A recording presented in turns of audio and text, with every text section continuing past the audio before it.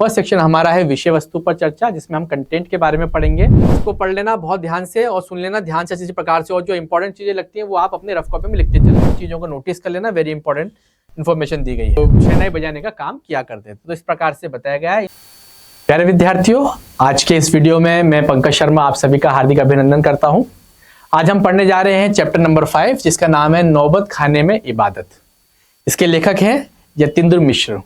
इस चैप्टर को हमने 4 सेक्शन में डिवाइड किया है। फर्स्ट सेक्शन हमारा है विषय वस्तु पर चर्चा, जिसमें हम कंटेंट के बारे में पढ़ेंगे, कहानी में किस शख्सियत के बारे में बात हो रही है और क्या कहने की कोशिश की गई है।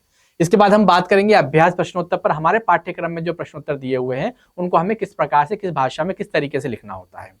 इसके बाद बीच बीच में मैं आपसे बहुवैकल्पिक प्रश्नोत्तर पूछूंगा, जिसका आंसर आपको कमेंट बॉक्स में देना होगा, इसलिए बहुत ध्यान से अलर्ट होकर के इस वीडियो को सुनेंगे। इसके बाद लास्ट में हम चर्चा करेंगे महत्वपूर्ण प्रश्नोत्तर पर, यानी विगत वर्षों में जो महत्वपूर्ण प्रश्न इस चैप्टर से रिलेटेड पूछे गए हैं उन पर हम लोग चर्चा करेंगे। तो हम लोग शुरू करते हैं इबादत खाने में, नौबत खाने में इबादत, और लेखक जिसके यतीन्द्र मिश्र। ये वीडियो हम शुरू करें उससे पहले मैं आपको बता दूं, YouTube पर एक नया चैनल लॉन्च हुआ है जिसका नाम है high profile. High profile class 9th और 10th के लिए बहुत ही बेनिफिशियल है, क्योंकि इसमें आपको करंट अफेयर से रिलेटेड, जनरल नॉलेज से रिलेटेड, करियर काउंसलिंग से रिलेटेड और साइकोलॉजिकल काउंसलिंग से रिलेटेड बहुत सारे अट्रैक्टिव वे में बने हुए वीडियोस देखने को मिलते हैं। बहुत अच्छा कंटेंट डेवलप किया गया है, आप लोगों के लिए बहुत बेनिफिशियल है। प्यारे बच्चों, जरूर YouTube पर सर्च करें आप लोग हाई प्रोफाइल, और वीडियोस का आनंद लें, जानकारी लें, और इस चैनल को लाइक और सब्सक्राइब करें। चलिए अब हम शुरू कर रहे हैं चैप्टर नंबर 5, नौबत खाने में इबादत। राइटर है यतीन्द्र मिश्र। ठीक है, चलिए देखते हैं। तो शुरुआत में हमेशा की तरह से हम लोग कर रहे हैं पाठ प्रवेश, यानी कंटेंट के बारे में हम लोग जानकारी ले रहे हैं, किससे रिलेटेड है, क्या बात कहने की कोशिश की गई है। तो नौबत खाने में इबादत प्रसिद्ध, नौबत खाने में इबादत प्रसिद्ध शहनाई वादक उस्ताद बिस्मिल्लाह खां पर मनोरंजक तथा दिलचस्प शैली में लिखा गया व्यक्ति चित्र है। इंपॉर्टेंट लाइन है, ये वर्ड को अंडरलाइन कर लेना, व्यक्ति चित्र है, यानी एक शख्सियत के बारे में बहुत ही मनोरंजक तरीके से और बहुत ही अट्रैक्टिव वे में बताया गया है कि वो शख्सियत थे कौन और कैसे थे। नाम दिया गया उनका उस्ताद बिस्मिल्लाह खां, जो क्या थे, प्रसिद्ध शहनाई वादक और भारत रत्न। आगे देखते हैं। अर्थात नौबत खाने में इबादत में उस्ताद बिस्मिल्लाह खां के बारे में जानकारी देने का प्रयास किया गया है। लेखक यतीन्द्र मिश्र ने बिस्मिल्लाह खां का परिचय तो दिया ही है, उनकी रुचियों अर्थात पसंद, उनके मन की भीतरी बुनावट, संगीत के प्रति उनकी साधना और लगन के साथ साथ संवेदनशील भाषा को भी व्यक्त किया है।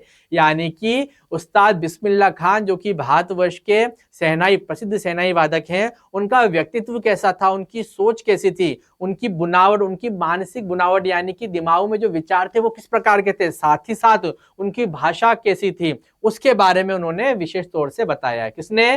चैप्टर के राइटर यतीन्द्र मिश्र ने। उन्होंने यह भी स्पष्ट किया कि संगीत एक आराधना है। बिल्कुल सही बात है भाई, संगीत हर एक के बस की बात नहीं होती, इसके लिए एक लंबी साधना की आवश्यकता होती है, धैर्य की आवश्यकता होती है। ठीक है, इसका एक शास्त्र है, इस शास्त्र से परिचय आवश्यक है। सिर्फ परिचय ही नहीं, उसका अभ्यास जरूरी है। संगीत आप कब सीखते हैं? केवल जानकारी लेने से नहीं, उसका नियमित धैर्य के साथ में अभ्यास करना होता है, तब जाकर के आपकी संगीत साधना सफल होती है। अभ्यास के लिए गुरु शिष्य परंपरा जरूरी है। किसी भी क्षेत्र में जब आप उतरना चाहते हैं तो उसके लिए कोई ना कोई आपको गुरु बनाना पड़ता है, आपको किसी ना किसी गुरु का अवलंबन लेना होता है, तब जाकर के आप उस क्षेत्र विशेष में आगे बढ़ पाते हैं। शुरू से लेके अभी तक अगर आप अपने जीवन को टटोलेंगे तो कोई ना कोई व्यक्ति कहीं ना कहीं इस प्रकार से आपसे जुड़ा रहा है, जिसने आपका समय समय पर मार्गदर्शन किया है। प्यारे बच्चों, जैसे माता पिता, जैसे आपके स्कूल में पढ़ाने वाले टीचर्स, और अब आपकी लाइफ को आगे बढ़ाने वाले, उसे प्रॉपर शेप देने वाले, आपके व्यक्तित्व को निभाने वाले, निखारने वाले, है ना, आपका साथ देने वाले, आपकी जो आगे आने वाली लाइफ में जो लोग मिलेंगे वो सब आपके गुरु होंगे। ठीक है, तो किसी भी विद्या को सीखने के लिए गुरु शिष्य परंपरा का अवलंबन लेना होता है, यानी कि हमें कोई ना कोई गुरु तो बनाना ही होता है। ठीक है, आगे देखते हैं। कहने का तात्पर्य यह है कि इस पाठ में संगीत के लिए जरूरी तथा तत्वों का वर्णन किया गया है। संगीत सीखने के लिए जरूरी तत्व है, उनका वर्णन किया गया है। संगीत के लिए जिस लगन और धैर्य की आवश्यकता है, वह लगन और धैर्य बिस्मिल्लाह खां में रही है। यानी कि बिस्मिल्लाह खां साहब में क्या बात थी कि उनके अंदर धैर्य की भावना थी, पेशेंस थे उनके अंदर, और साधना थी। साधना आराधना मिलकर के, लगन को मिलाकर के उन्होंने संगीत को निखारा और प्रसिद्ध शहनाई वादक के रूप में विख्यात हुए। संगीत के लिए जिस लगन और धैर्य की आवश्यकता है वह लगन और धैर्य बिस्मिल्लाह खां में रहा है। तब भी 80 वर्ष की उम्र में भी उनकी साधना चलती रही है। यतीन्द्र मिश्र संगीत की शास्त्रीय परंपरा के गहरे जानकार हैं। शास्त्रीय संगीत यानी क्लासिकल जो म्यूजिक होता है उसकी जानकारी यतीन्द्र शर्मा को भरपूर मात्रा में है। इस पाठ में इसकी कई अनुगूंजे हैं जो पाठ को बार बार पढ़ने के लिए आमंत्रित करती हैं। भाषा सहज, प्रभावमयी तथा प्रसंगों और संदर्भों से भरी हुई है। तो विशेषता क्या है कि भाषा कैसी है? सरल, सटीक है, प्रासंगिक है। दूसरा, अलग अलग संदर्भों और प्रसंगों से भरी हुई है, यानी अलग अलग घटनाक्रम बताए गए हैं कि उनका व्यक्तित्व कैसा था, बिस्मिल्लाह खां साहब का, उनके परिवार में कौन कौन था, बचपन कैसा था, युवावस्था में उनकी उपलब्धियां क्या क्या रही, इसके बारे में बताया गया है। ठीक है, आगे देखते हैं। तो यहां तक तो आपको समझ में आ गई होगी चीज, है ना। इसको पढ़ लेना बहुत ध्यान से और सुन लेना ध्यान से अच्छी प्रकार से, और जो इंपॉर्टेंट चीजें लगती हैं वो आप अपने रफ कॉपी में लिखते चले, है ना, बढ़िया रहेगा आपके लिए। आगे देखते हैं विषय वस्तु पर चर्चा, यानी हम सीधे कंटेंट पर आ रहे हैं। चैप्टर में क्या दिया गया है, क्या कहने की कोशिश की गई है। तो यहां पर एक नाम दिया गया है, देखिएगा जरा, अमीरुद्दीन उर्फ बिस्मिल्लाह खां। वेरी इंपॉर्टेंट लाइन ये लिखा है यहाँ पर। अमीरुद्दीन उर्फ बिस्मिल्लाह खां का जन्म बिहार में डुमराव के एक संगीत प्रेमी परिवार में हुआ, यानी कि इनका परिवार शुरू से ही संगीत से जुड़ा हुआ था। इनके बड़े भाई का नाम शमशुद्दीन था, जो उम्र में उनसे 3 वर्ष बड़े थे। इनके परदादा उस्ताद सलार हुसैन खां डुमराव के निवासी थे। इनके पिता का नाम पैगंबर बख्श खां था और माँ का नाम मिट्ठन था। 5-6 वर्ष होने पर वे डुमराव छोड़कर अपने ननिहाल काशी आ गए, यानी कि बचपन कहाँ बीता, डुमराव गांव में बीता, और उसके बाद वहां से घर परिवार जो था शिफ्ट हो गया कहाँ पर, काशी में, है ना। आगे देते हैं। वहां उनके मामा सादिक हुसैन अली बख्श नाना रहते थे। तो कहाँ चले गए वहां से शिफ्ट होकर के, कौन, बिस्मिल्लाह खां साहब, वो अपने मामा के यहाँ चले गए जिनका नाम था सादिक हुसैन, और उनके नाना का नाम था अली बख्श रहते थे, जो कि जाने माने शहनाई वादक थे। यानी कि शुरू से इनके नाना और मामा क्या करते थे, शहनाई वादक के रूप में कार्य करते थे। वे लोग बालाजी के मंदिर की ड्योढ़ी यानी कि दहली पर, जो दरवाजा होता है, दहली पर बैठकर शहनाई बजाते थे, दिनचर्या का आरंभ करते थे। वे विभिन्न रियासतों के दरबार में गाने बजाने का काम भी किया करते थे। यानी कि शहनाई बजाना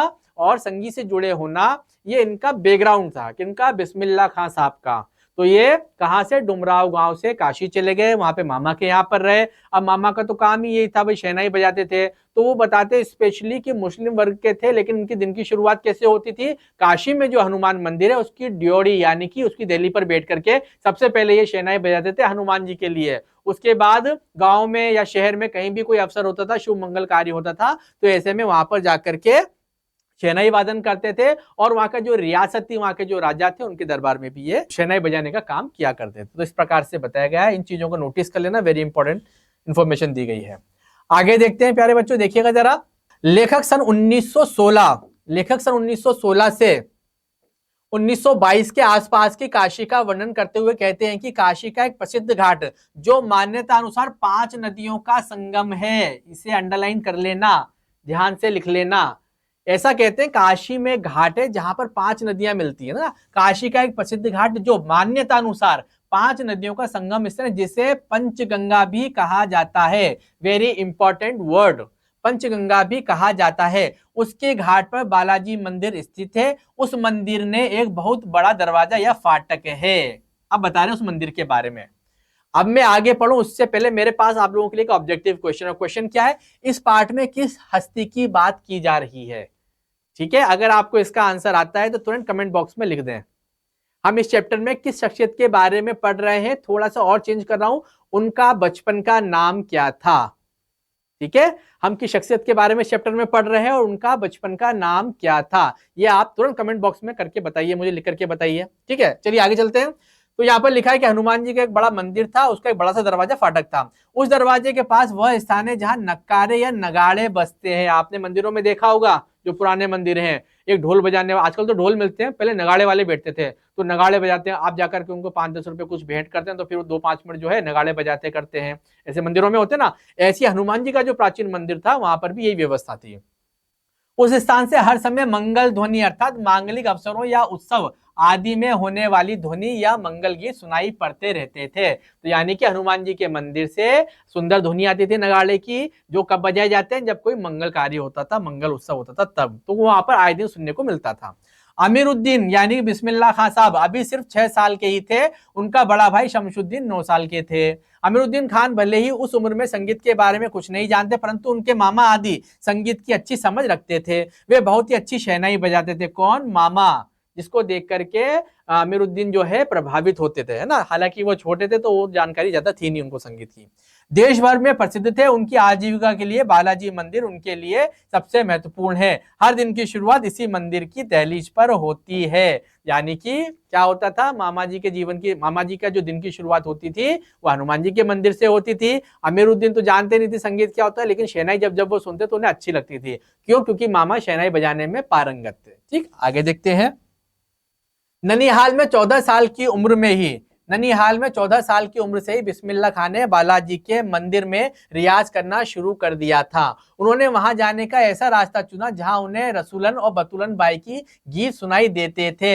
रसूलन और बतूलन बाई उस समय की जो गायिका थी, उनका गीत वो सुनना पसंद करते थे। तो वो जानबूझ करके ऐसे रास्ते से जाते थे जहां पर उन्हें वो आवाज सुनाई दे।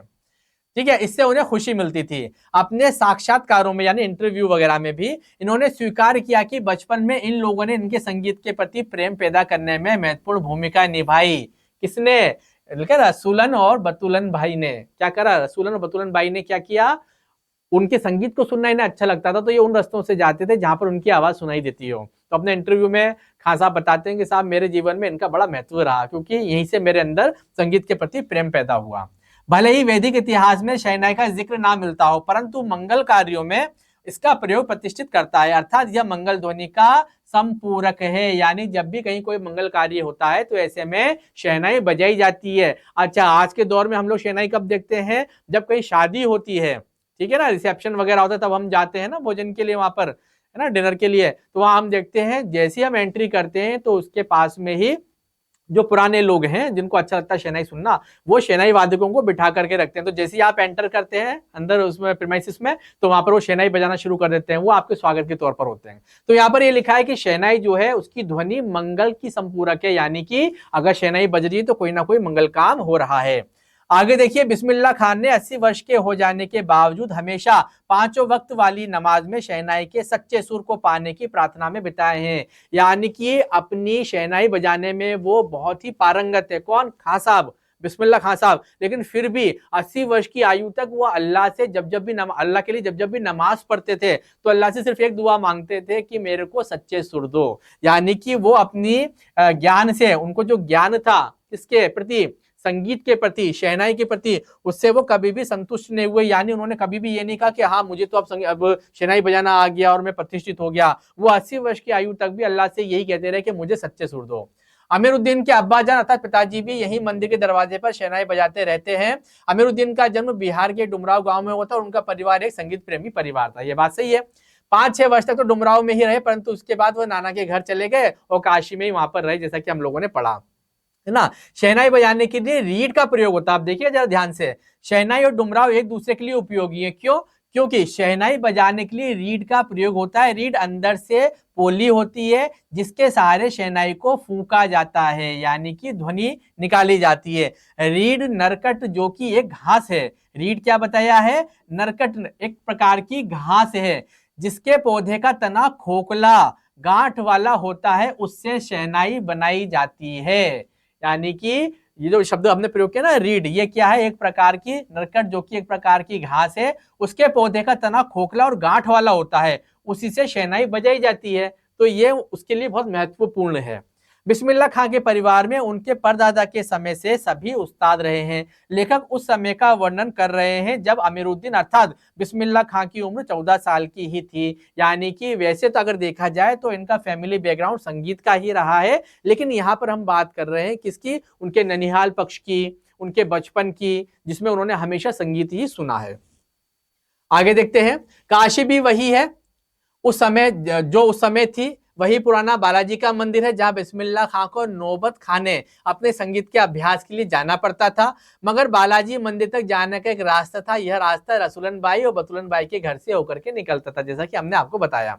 इस रास्ते में अमीरुद्दीन को जाना अच्छा लगता था क्योंकि संगीत के स्वर सुनाई देते थे, है ना। और रसूलन बाई, बतूलन बाई जब गाती थी तब अमीरुद्दीन की खुशी का ठिकाना नहीं होता था, यानी उनको वो सुनना बड़ा अच्छा लगता था। अमीरुद्दीन अथवा बिस्मिल्लाह खां के अनुसार रसूलन भाई और बतूलन भाई का उनके संगीत पर बड़ा प्रभाव रहा, यानी कि उन्होंने उसका बहुत ज्ञान प्राप्त किया। और वैदिक अर्थात इतिहास में शहनाई का कोई वर्णन नहीं मिलता है, लेकिन संगीत के प्रति रुचि का पैदा होना वो विशेष रूप से बोलते हैं कि उन दो शख्सियत के कारण से हुआ है। इसका आप ध्यान रखिएगा। एक बार वापस से हम लोगों ने इस चीज को रिपीट कर लिया है। आगे लिखा है कि 80 वर्ष की आयु तक भी वो संगीत की पूर्ण जानकारी उन्हें प्राप्त नहीं हुई है, ऐसा मानते थे। वे ईश्वर से अपने संगीत की समृद्धि के लिए वरदान मांगते थे। अल्लाह से कहते थे अल्लाह मुझे सच्चा सुर दो। ठीक है प्यारे बच्चों, मैं इसको आगे बढ़ाऊं उससे पहले क्वेश्चन मेरे पास है, काशी के 5 नदियों के संगम को किस नाम से जाना जाता है? एक ऑब्जेक्टिव क्वेश्चन मैंने आप लोगों की तरफ उछाला है, इसका आंसर आप लोग कमेंट बॉक्स में देंगे। क्या क्वेश्चन है फिर से सुनिए। काशी के 5 नदियों के संगम को, अभी हमने पढ़ा था थोड़ी देर पहले, एक घाट है जिसे माना जाता है कि यहाँ पर 5 नदियों का संगम है, तो उस जगह को किस नाम से जाना जाता है? आपको इसका आंसर कमेंट बॉक्स में लिखना है। ठीक है चलिए अब हम पाठ देखते हैं। खान साहब को यह भरोसा है कि कभी ना कभी ईश्वर उन पर जरूर दयालु होगा, यानी कि खान साहब ये मानते हैं कि भले ही से मुझे शहनाई बजाते हुए 80 वर्ष हो गए, इतने साल हो गए, लेकिन फिर भी मुझे सच्चा सुर नहीं मिला है। तो वो जब जब भी नमाज पढ़ते तो अल्लाह से कहते हैं रसूल मुझे सच्चा सुर दो। और उनका मानना था कि ईश्वर दयालु है और एक ना एक दिन वो सच्चा सुर उनकी झोली में जरूर डालेगा। देखिए क्या लिखा है, कभी ना कभी ईश्वर उन पर दयालु हो और अपनी झोली से सुर का फल निकालकर बिस्मिल्लाह खां की ओर उछालेगा और फिर कहेगा ले जा अमीरुद्दीन, इसको खा ले, कर ले अपनी इच्छा पूरी। यानी वो हमेशा सीखने की मेंटेलिटी में ही रहे। उन्होंने अपने आप को ये कभी नहीं सोचा कि अब मैं बहुत बड़ा शहनाई वादक हो गया हूँ, चारों ओर मेरी प्रसिद्धि हो गई तो मुझे सब आ गया। वो हमेशा अल्लाह से सच्चा सुर मांगते रहे और ये भावना करते रहे कि एक ना एक दिन अल्लाह सच्चे सुर का फल मेरी झोली में डालेगा और मुझसे कहेगा ले जा इसको और अपना मन की इच्छा को पूरा कर ले। आगे देखते हैं, बिस्मिल्लाह खां और शहनाई के साथ जिस एक मुस्लिम पर्व का नाम जुड़ा हुआ है वह है मुहर्रम। अब ध्यान से सुनिएगा, मुहर्रम के बारे में बताते हुए लेखक कहते हैं कि मुहर्रम का महीना वह होता है जिसमें शिया मुसलमान हजरत इमाम हुसैन एवं उनके कुछ वंशजों के प्रति अपना शोक दर्शाते हैं, यानी शोक का पर्व है मुहर्रम। इसमें जो पहले इमाम वगैरह हुए थे, हजरत इमाम हुसैन जो हुए थे, ये उनकी शहीदी का पर्व होता है, तो ये शोक का पर्व है। इस समय पर मुस्लिम वर्ग समुदाय में जो है मुहर्रम निकाले जाते हैं और शोक प्रकट किया जाता है। ठीक है, यह शोक कोई एक दिन का नहीं होता बल्कि पूरे 10 दिनों का शोक होता है, यानी कि एक लंबे समय तक चलने वाली ये प्रक्रिया है। आगे देखिएगा, बिस्मिल्लाह खां बताते हैं कि उनके खानदान का कोई व्यक्ति मुहर्रम के दिनों में न तो शहनाई बजाता है न ही किसी संगीत के कार्यक्रम में शामिल होता है, क्योंकि मुस्लिम कम्युनिटी से आते हैं। मुहर्रम का इनके जीवन में महत्व है, इनके समाज में महत्व है, और चूंकि ये शोक दिवस है तो इस समय पर इनके खानदान का कोई भी व्यक्ति शहनाई बजाने का काम नहीं करता है। 8वीं तारीख उनके लिए खास महत्व की है। इस दिन खान साहब खड़े होकर शहनाई बजाते हैं। वो दाल मंडी में फातमान के करीब 8 किलोमीटर की दूरी तक पैदल रोते हुए मृतक के लिए शोक मनाते हुए जाते हैं। इस दिन कोई राग नहीं बजता, इस दिन संगीत निषेध होता है, यानी स्ट्रिक्टली वो अपने धर्म को भी फॉलो करते हैं। आगे देखिएगा, सभी शिया मुसलमानों की आंखें इमाम हुसैन और उनके परिवार के लोगों के शहीद होने पर नम रहती हैं, यानी जब ये पर्व मनाया जाता है तो मुस्लिम वर्ग के लोग थोड़े से भावुक रहते हैं, यानी कि वो अपने इमाम को याद करते हुए उनकी आंखें नम हो जाती हैं, भावना से भर जाते हैं। शोक या मातम मनाया जाता है, हजारों आंखें नम होती हैं, 1000 वर्ष की परंपरा फिर से जीवित होती है। मुहर्रम समाप्त होता है, खान साहब जैसे बड़े कलाकार भी अपने रीति रिवाज को शिद्दत से मनाते हैं। इस पैराग्राफ के माध्यम से लेखक ने क्या बताने की कोशिश की है? उन्होंने बताने की कोशिश की कि बड़े कलाकार हैं, समाज के प्रतिष्ठित व्यक्ति, लेकिन अपने धर्म के प्रति भी वो सशक्त हैं। मुहर्रम के समय पर वो कोई संगीत नहीं बजाते, शहनाई नहीं बजती, वो क्या उनके खानदान का कोई व्यक्ति नहीं शहनाई वादन करता, वो लोग शोक मनाते हैं। और जब वो शोक के दिन पूरे हो जाते हैं उसके बाद उससे बाहर निकलने के बाद, यानी अपने धर्म के जो नियम कानून है उनको पूरा करने के बाद फिर वो वापस से शहनाई वादन का कार्य करते हैं। तो यानी कि इस पैराग्राफ के माध्यम से बताने का प्रयत्न किया गया है कि वो अपने धर्म में भी कितना मानते हैं। फुर्सत के समय में वे बचपन की घटनाओं को याद करते हैं। उस्ताद और अब्बा जान को काम याद कर अपनी पसंद की सुलोचना, गीता वाली जैसी अभिनेत्रियों को के फिल्मों के बारे में याद करते हैं। यानी क्या बताया गया है यहाँ पर कि जो खान साहब हैं वो अपने बचपन की बातें जब याद करते हैं तो अब्बा को और उस्ताद को कम याद करते हैं, लेकिन वो याद किसको करते हैं? उस समय की जो मशहूर कलाकार थी जिसका नाम है सुलोचना, गीता बाली जैसी जो अभिनेत्रियां फिल्म एक्ट्रेस थी उनको याद करते हैं। बचपन के समय वे फिल्मों के बड़े शौकीन थे। उस समय 3rd क्लास का टिकट 6 पैसे का मिलता था, जिसे पूरा करने के लिए वो 2 पैसे मामा से, 2 पैसे मौसी से और 2 पैसे नाना से लेकर जाते थे। यानी फिल्में देखने का शौक था। पसंदीदा उनकी जो एक्ट्रेस थी वो थी सुलोचना और गीता बाली। तो सबको मना करके, पटा करके, थोड़े थोड़े पैसे इकट्ठे करके और फिर वो सिनेमा देखने जाते थे। फिर बाद में घंटों लाइन में लगकर टिकट खरीदते हैं। बाद में वे अपनी पसंदीदा अभिनेत्री सुलोचना की फिल्मों को देखने के लिए बालाजी मंदिर पर शहनाई बजाकर कमाई करते हैं। वे सुलोचना की कोई फिल्म ना छोड़ते तथा कुलसुम की देसी घी वाली दुकान पर कचौड़ी खाना ना भूलते। यानी 2 शौक ज्यादा इनके अंदर डेवलप हो गए थे। एक तो फिल्में देखना, जिसमें कि स्पेशली वो देखते थे सुलोचना की फिल्में। तो पहले तो फिल्में देखने के लिए वो अपने रिलेटिव से पैसे मांग लेते थे, उनको पटा करके, छोटे थे। लेकिन जैसे जैसे वो बड़े होने लगे तो उन्होंने क्या किया, शहनाई बजाना प्रोफेशन बना लिया। उससे जो कमाई होती थी उससे वो टिकट के पैसे खरीदते, फिल्म देख करके आते। इसके अलावा कुलसुम की देशी घी वाली दुकान पर जाकर के कचौड़ी खाना नहीं भूलते थे। यानी खाने पीने के भी वो शौकीन रहे। ठीक है, आगे देखते हैं।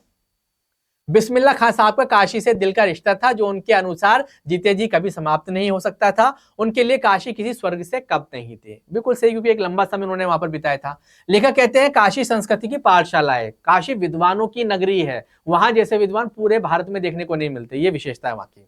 शास्त्रों में काशी आनंद कानन के नाम से सम्मानित है। अंडरलाइन कर लेना भाई इसको, आनंद कानन के नाम से जानी जाती है। किसमें? शास्त्रों में। कौन सा स्थान? काशी।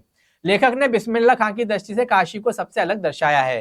प्राय या अधिकतर कार्यक्रमों एवं उत्सवों में दुनिया कहती है कि ये बिस्मिल्लाह खां है। बिस्मिल्लाह खां कहने से उनका मतलब होता है बिस्मिल्लाह खां की शहनाई। यानी कि जब उनका परिचय दिया जाता है तो लोग कहते हैं कि अब हम आपको मिलवाने जा रहे हैं बिस्मिल्लाह खां से।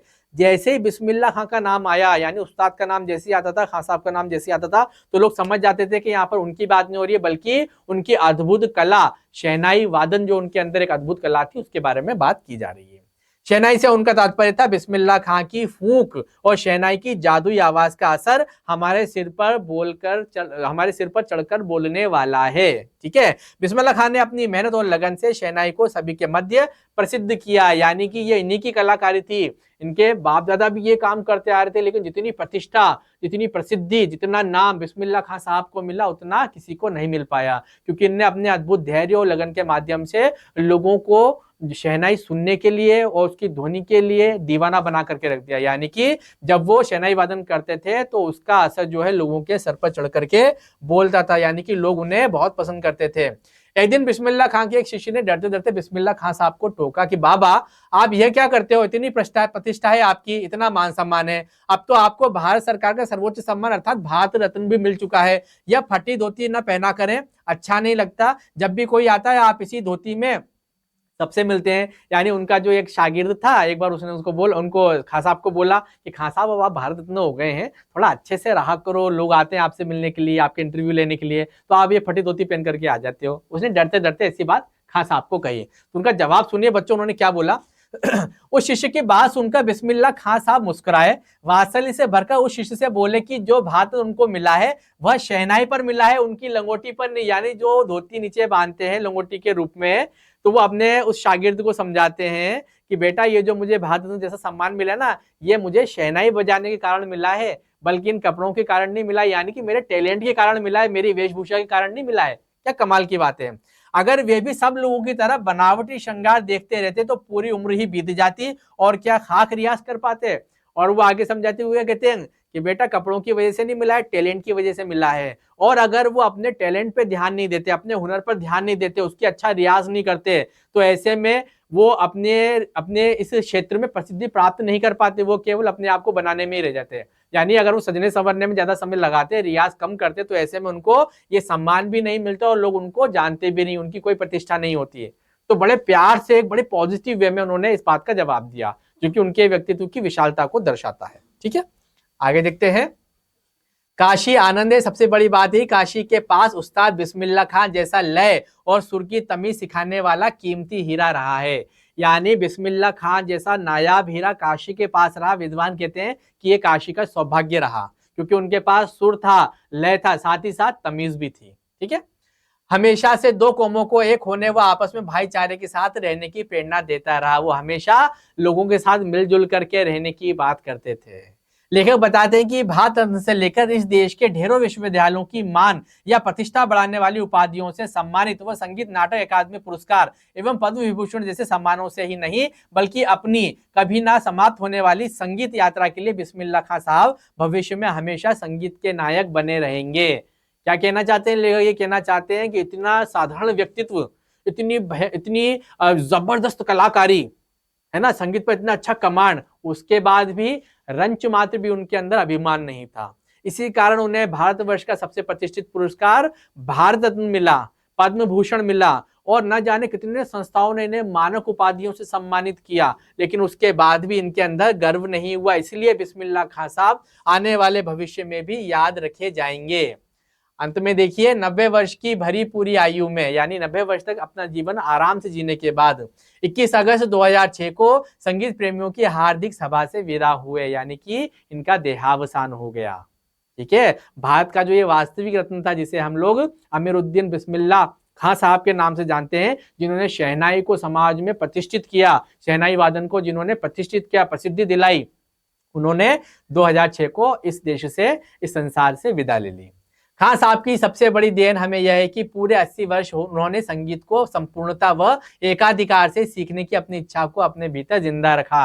यानी कि 80-90 वर्ष तक जब तक वो जीवित रहे तब तक वो यही मानते रहे कि मुझे संगीत सीखना है, मैं सीख चुका हूं, ऐसा भाव कभी भी उनके अंदर नहीं आया। अर्थात बिस्मिल्लाह खां साहब अपने आखिरी समय तक भी यही कहते रहे कि उन्हें अभी संगीत की पूरी जानकारी नहीं है। यह बहुत महत्वपूर्ण बात थी। ये उनके व्यक्तित्व की, उनकी सादगी की, सरलता की, सौम्यता की और सद्भावना की बात को प्रेषित करती है। हमें बताती कि इतना प्रतिष्ठित प्रतिभावान व्यक्ति भी अंत समय तक ये कहता रहा कि अभी तक मुझे पूरा परफेक्शन नहीं हुआ है, मैं अच्छी तरह से अभी चीजें सीख नहीं पाया, मुझे सीखते ही रहना है। तो प्यारे बच्चों, हम लोगों ने बिस्मिल्लाह खां साहब के बारे में पढ़ा, जो कि भारत रत्न है, कई बड़े सम्मानों से सम्मानित है और उनका व्यक्तित्व बहुत ही विशाल है, उनका चरित्र अनुपम, अद्भुत है, अप्रतिम है। उनके बारे में हम लोगों ने ये चैप्टर पढ़ा है, तो आप लोग इसको बड़े ध्यान से सुने और इसके जो इंपॉर्टेंट पॉइंट्स आपको लगे उसको आप लोग नोटिस करें। ठीक है, अब हम लोग आगे चलते हैं। हम लोग देख रहे हैं अभ्यास प्रश्नोत्तर में क्वेश्चन नंबर 1, बिस्मिल्लाह खां को शहनाई की मंगल ध्वनि का नायक क्यों कहा जाता है? आंसर देखिए, बिस्मिल्लाह खां को शहनाई की मंगल ध्वनि का नायक इसलिए कहा जाता है क्योंकि शहनाई की ध्वनि मंगलदायी मानी जाती है, हमेशा शुभ कार्यों में शहनाई बजाई जाती है। इसका वादन मांगलिक अवसरों पर किया जाता है, अर्थात शहनाई को केवल शुभ कार्य या कल्याण अवसरों पर ही बजाया जाता है। बिस्मिल्लाह खां 80 वर्ष की आयु तक शहनाई बजाते रहे। उनकी गणना भारत के सर्वश्रेष्ठ शहनाई वादकों में की जाती है। सर्वश्रेष्ठ सिरमौर है शहनाई वादक में। उन्होंने शहनाई को भारत में ही नहीं अपितु विश्व में लोकप्रिय बनाया। केवल भारत तक ही वो जुड़े नहीं रहे, जबकि उन्होंने अपनी इस प्रतिभा को विदेशों तक पहुंचाया। विदेशी भी शागिर्द हो गए किनके? बिस्मिल्लाह खां साहब के। इसलिए बिस्मिल्लाह खां को शहनाई की मंगल ध्वनि का नायक कहा जाता है। बहुत ही सामान्य भाषा में आंसर दिया गया है। ठीक है, नेक्स्ट क्वेश्चन देखते हैं, क्वेश्चन नंबर 2, काशी में हो रहे कौन से परिवर्तन बिस्मिल्लाह खां को व्यथित करते थे, दुखी करते थे ना? आंसर देखिए, समय के साथ काशी में अनेक परिवर्तन हो रहे थे जो बिस्मिल्लाह खां को दुखित कर रहे थे। इसमें यहाँ पे कुछ पॉइंट्स बनाए। फर्स्ट, पक्का महाल से मलाई बर्फ वाले गायब हो गए, यानी जो स्थान विशेष था वहां पर जो मलाई की बर्फ मिलती थी वो गायब हो गई। कुलसुम की कचौड़ियां और जलेबियां नहीं मिलती थी, जो उन्हें बहुत पसंद थी। समय के साथ वो चीज भी खत्म हो गई धीरे धीरे, यानी परिवर्तन होता गया सोसाइटी के अंदर। संगीत और साहित्य के प्रति लोगों में मान सम्मान की भावना नहीं रही। संगीत को ऐसी मनोरंजन का साधन बना के छोड़ दिया, जबकि संगीत एक साधना है। यानी संगीत के लिए जो पहले रेस्पेक्ट था वैसा रेस्पेक्ट नहीं रहा आने वाले समय में। गायकों के मन में संगतकारों के प्रति सम्मान की भावना नहीं रही। संगतकार यानी कि जो मुख्य गायक है, जो गा रहा है, उसकी जो संगति करते हैं, जो तबले पर हैं, हारमोनियम पर हैं, है ना, अलग अलग इंस्ट्रूमेंट्स जो बजाते हैं, उन्हें कहते हैं संगतकार। तो उनके प्रति भी लोगों के मन में, गायकों के मन में जो है सम्मान कम हो गया। लास्ट दिया है, हिंदू मुसलमानों में सांप्रदायिक सद्भाव में कमी आ गई है। यानी कि आज के समय में हिंदू मुसलमान वाली बातें ज्यादा होने लग गई है, जबकि ये लोग थे सद्भावना वाले। ये हिंदू मुसलमानों की अलग संस्कृति को नहीं मानते थे, ये गंगा यमुना तहजीब को मानते थे। ये मानते थे कि हम लोग सब एक ही हैं, क्योंकि हम लोग क्या है, भारतीय हैं, एक ही मिट्टी से, एक ही देश से जुड़े हुए हैं। नंबर 3 क्वेश्चन दिया, बिस्मिल्लाह खां मिलीजुली संस्कृति के प्रतीक थे, स्पष्ट कीजिए कैसे? आंसर देखिए, बिस्मिल्लाह खां अपने धर्म अर्थात मुस्लिम धर्म के प्रति समर्पित इंसान थे, यानी उनको बड़ा रिस्पेक्ट था अपने धर्म के बारे में। बहुत सम्मान करते थे वो। वे नमाज पढ़ते, सिजदा करते, खुदा से सच्चे सुर की नेमत मांगते। इसके अलावा वे हजरत इमाम हुसैन की शहादत पर 10 दिनों तक शोक प्रकट करते हैं तथा 8 किलोमीटर पैदल चलते हुए रोते हुए नोहा बजाया करते थे। इसी तरह वह काशी में रहते हुए गंगा मैया, बालाजी और बाबा विश्वनाथ के प्रति असीम आस्था रखते थे, यानी कि वो अपने धर्म का भी सम्मान करते थे, साथ ही साथ वो दूसरे व्यक्तियों के धर्म का भी सम्मान करते थे। जैसा कि वो अवसर हनुमान जी को शहनाई बजा करके सुनाया करते थे, लेकिन जब मुहर्रम जैसा दुखद पर्व आता है, शोक का पर्व जब आता है, तो उस समय पर वो उसमें भी पार्टिसिपेट किया करते थे। यानी दोनों धर्मों को वो मानते थे, उनकी सद्भावना उनके अंदर थी। वे हनुमान जयंती के अवसर पर आयोजित शास्त्रीय गायन में भी उपस्थित रहते थे। इन प्रसंगों के आधार पर हम कह सकते हैं कि बिस्मिल्लाह खां मिली जुली संस्कृति के प्रतीक थे। ना वो पूरी तरीके से कट्टर थे और ना किसी और संस्कृति का वो अपमान करते थे, बल्कि दोनों संस्कृति जो हिंदू मुस्लिम संस्कृति है उनका समन्वय करके वो चलते थे। तो बड़ा शानदार आंसर लिखा हुआ है सटीक भाषा में, इसका आप ध्यान रखेंगे। ठीक है प्यारे बच्चों, अब हम बात कर रहे हैं महत्वपूर्ण प्रश्नोत्तर पर, यानी विगत वर्षों में इस चैप्टर से रिलेटेड जो क्वेश्चंस आए हैं उनको हम डिस्कस कर रहे हैं। देखिएगा जरा, फर्स्ट क्वेश्चन दिया है, बिस्मिल्लाह खां साहब 80 वर्ष के हो जाने पर भी स्वर की मांग कर रहे थे। स्वर यानी कि सुर जो होता है ना संगीत में, उसकी मांग कर रहे थे। आशय स्पष्ट कीजिए। आंसर देखिएगा, शहनाई की ध्वनि को कल्याण की ध्वनि कहा जाता है। कल्याण यानी कि आनंद, शुभता। ठीक है, और शहनाई के इसी मंगल ध्वनि के नायक अथवा प्रधान बिस्मिल्लाह खां साहब 80 वर्ष के हो जाने पर भी स्वर की यानी सुर की मांग कर रहे थे। 80 वर्ष के होने पर भी यह मानते थे कि उनको अभी भी संगीत की पूर्ण जानकारी नहीं है। यानी जब जब भी वो नमाज पढ़ते, दिन में 5 वक्त की नमाज वो पढ़ा करते थे, और जब जब भी वो नमाज पढ़ते तो अल्लाह से कहते कि अल्लाह मुझे सच्चा सुर दो, स्वर दो, जिसे हिंदी में हम स्वर बोलते हैं, तो सुर दो। यानी वो ये मानते रहे कि अभी तक भी मुझे सच्चे सुर नहीं आए, यानी कि अभी भी मुझे ठीक प्रकार से शहनाई वादन नहीं आया है। वे ईश्वर से अपने संगीत की समृद्धि के लिए वरदान मांगते रहते थे। वे हमेशा नमाज के बाद सजदे में गिड़गिड़ाते थे कि मेरे मालिक एक सुर बख्श दे, यानी हे अल्लाह, हे मालिक, आप मुझे एक सुर दे दो, सच्चा सुर दे दो। वो गिड़गिड़ाते थे, यानी दुआ मांगते थे, अल्लाह से इंतजार करते थे बार बार कि मुझे सच्चा सुर मिले। वे मानते थे कि कभी ना कभी ईश्वर उन पर यूं ही दयावान होगा। उनका विश्वास था कि अल्लाह एक ना एक दिन मेरी बात जरूर मानेगा, मुझ पर जरूर दया करेगा। और क्या करेगा? और अपनी झोली से सुर का एक फल निकाल कर उनकी ओर उछालेगा। यानी कभी ना कभी तो अल्लाह मेहरबान होगा और वो क्या करेगा? अपनी झोली में से एक सुर का फल निकालेगा और क्या करेगा? बिस्मिल्लाह खां की झोली में डाल देगा। ठीक है, और कहेगा, क्या कहेगा? ले जा अमीरुद्दीन, इसको खा ले और कर ले अपनी इच्छा को पूरी। यानी कि अल्लाह एक न एक दिन मुझ पे जरूर दया करेगा। कौन मानता था ऐसा? उस्ताद बिस्मिल्लाह खान। और क्या वो ये मानते थे कि अल्लाह खुश हो जाएगा तो क्या करेगा? वो अपने पास से एक फल निकालेगा जिसमें सच्चा सुर होगा और मेरी खाली झोली में डाल देगा और मुझसे क्या कहेगा अल्लाह? अल्लाह ये कहेगा कि जा बिस्मिल्लाह खां, जा अमीरुद्दीन, जा करके इस स्वर के फल को खा ले और अपनी जिंदगी को जी ले। यानी तू जैसा गाना चाहता है वैसा गा ले, मैंने तुझे सच्चा सुर दे दिया है। ठीक है, इस प्रकार का आंसर है, बहुत अच्छा आंसर है। नेक्स्ट क्वेश्चन देखते हैं। क्वेश्चन नंबर 2, लेखक ने शहनाई और डुमराव के एक दूसरे के लिए उपयोगी होने का क्या कारण दिया है? Very important question. डुमराव के तो वो रहने वाले थे जहां उनको जन्म हुआ था, तो उसका शहनाई से क्या लेना देना है उसके बारे में बताया गया। आंसर देखिए, जैसे किसी जगह का अपना कोई ना कोई इतिहास होता है, लेखक को ऐसा कभी भी नहीं लगा कि डुमराव का इतिहास में कोई स्थान बनता हो, पर यह जरूर है कि शहनाई और डुमराव एक दूसरे के लिए उपयोगी है। कैसे? इसका कारण बताते हुए लेखक कहते हैं कि शहनाई बजाने के लिए रीड का प्रयोग होता है। रीड अंदर से पोली होती है जिसके सहारे शहनाई को फूंका जाता है, यानी सुर निकलता है। फूंक मारी जाती है शहनाई में और उससे होता हुआ सुर निकलता है। रीड नरकट, जो कि एक घास है जिसके पौधे का तना खोखला गांठ वाला होता है, उससे बनाई जाती है, जो डुमराव गांव में मुख्यतः सोन नदी के किनारों में पाई जाती है। यानी कि शहनाई में जिस रीड का प्रयोग किया जाता है वो मुख्यतः डुमराव गांव में जो सोन नदी है उसके किनारे क्षेत्रों पर पाई जाती है। इसलिए शहनाई का और डुमराव का कनेक्शन है। ठीक है, इसलिए इस समय डुमराव गांव की इतनी ही उपयोगिता है जिसके कारण शहनाई जैसा वाद्य बजता है। यानी कि जो ध्वनि बनती है शहनाई के अंदर, उसमें जो रीड डाली जाती है वो बहुत अच्छी किस्म की मिलती है। कहां पर? डुमराव गांव की सोन नदी के आसपास के क्षेत्र में। इसलिए डुमराव गांव का और शहनाई का जो है क्या है? एक कनेक्शन है, एक जुड़ाव है। ठीक है, क्वेश्चन नंबर 3 देखते हैं। शहनाई की दुनिया में डुमराव को क्यों पसंद किया जाता है? शहनाई की दुनिया में डुमराव को याद किए जाने के भी मुख्यतः 2 कारण है। पहला, शहनाई बजाने के लिए रीड का प्रयोग होता है, जैसा कि हमने पढ़ा। रीड के अंदर जो पोली होती है, पोली वस्तु जो डाली जाती है, जिसके सारे शहनाई को फूंका जाता है। रीड नरकट की जो एक घास है, जिसके पौधे का तना खोखला होता है, गांठ वाला होता है, तो वो सबसे अच्छी जो मिलती है वो डुमराव के सोन नदी किनारों पर मिलती है। दूसरा, बिस्मिल्लाह खां शहनाई की मंगल ध्वनि के नायक, यानी डुमराव गांव 2 कारणों से प्रसिद्ध है। क्वेश्चन ध्यान से सुन लेना। शहनाई की दुनिया में डुमराव गांव को क्यों महत्व दिया गया है? और दूसरे में हमने पहले वाले में क्या पढ़ा था? पहले वाले में हमने पढ़ा लेखक ने शहनाई और डुमराव के बीच एक दूसरे की उपयोगिता क्या बताई है। पहला क्वेश्चन हमारा ये था। अब उसके बाद जो हम क्वेश्चन पढ़ रहे हैं उसकी भाषा ध्यान से समझ लेना। शहनाई की दुनिया में डुमराव गांव को क्यों याद किया जाता है? शहनाई की दुनिया में, है ना, डुमराव गांव को क्यों याद किया जाता है? तो इसमें बताया है, एक तो कि शहनाई में जो रीड डलती है वो डुमराव गांव में सबसे अच्छे किस्म की मिलती है, सोन नदी के किनारे वाले क्षेत्र में। दूसरा, शहनाई की मंगल ध्वनि के जो नायक है, यानी शहनाई को विश्व में प्रसिद्ध करने वाले जो व्यक्ति हैं, जिनका नाम बिस्मिल्लाह खां है, उनकी जन्मस्थली डुमराव गांव है।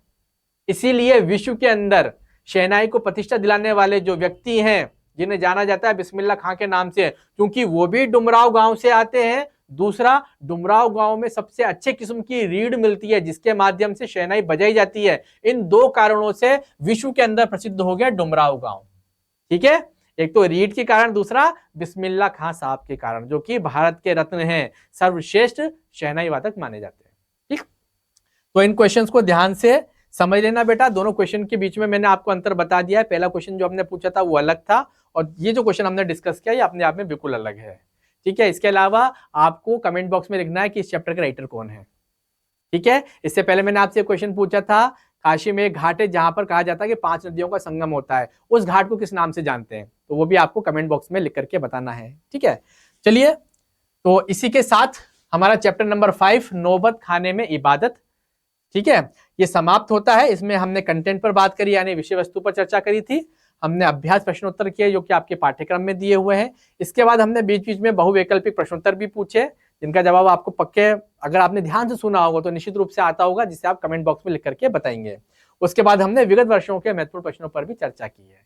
प्यारे बच्चों, इस वीडियो को मैं समाप्त करूं इससे पहले मैं आपको बता देना चाहता हूं, YouTube पर एक कमाल का चैनल लॉन्च हुआ है जिसका नाम है high profile. High profile 9th और 10th क्लास के लिए बहुत ही बेनिफिशियल है, क्योंकि इसमें जो वीडियोस दिए गए हैं वो आपके सब्जेक्ट से रिलेटेड हैं, और इसमें आपको करंट अफेयर से रिलेटेड, जनरल नॉलेज से रिलेटेड, करियर काउंसलिंग से रिलेटेड, साइकोलॉजिकल काउंसलिंग से रिलेटेड, और बहुत ही अलग अलग विषयों पर बहुत ही अट्रैक्टिव वे में और बहुत ही ऑथेंटिक इन्फॉर्मेशन के रूप में प्राप्त होंगे कमाल के वीडियोस।